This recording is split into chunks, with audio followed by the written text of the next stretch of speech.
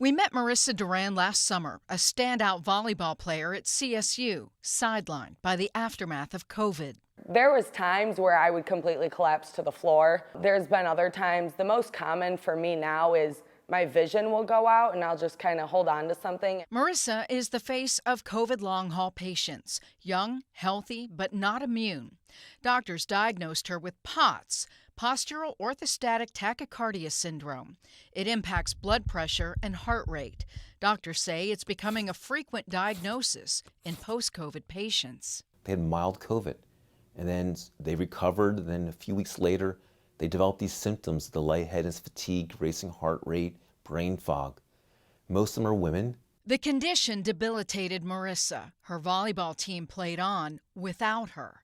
Not only could Marissa no longer play, she could barely move. My parents had to make me breakfast. My parents had to make me lunch. I have to sit down in the shower, just very limited in what I could handle. There was times where my mom had to help me walk up the stairs to my bedroom. Oh, it's heartbreaking, especially for young individuals like Marissa. Marissa's cardiologist, Dr. Tamana Singh at Cleveland Clinic, says post-COVID symptoms impacting the heart can last weeks.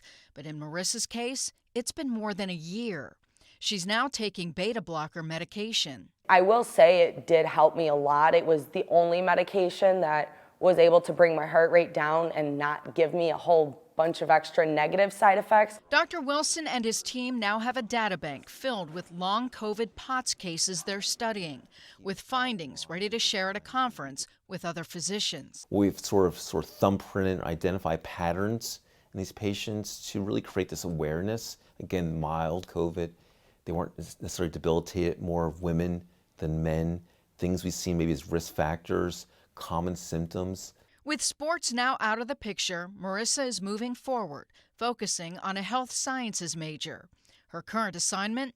A paper on her own condition to help others understand the impact on her life. At this point, I think most people would look at me and say, oh, she's totally back to normal. And to an extent, I do agree with that, but it's not the normal that I used to be used to, really.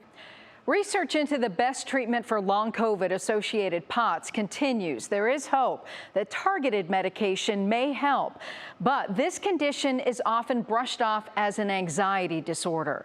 Dr. Wilson hopes awareness will get people the help they need. Currently, it's estimated about 43% of people who tested positive for COVID are dealing with the COVID long haul. Monica Robbins, 3 News.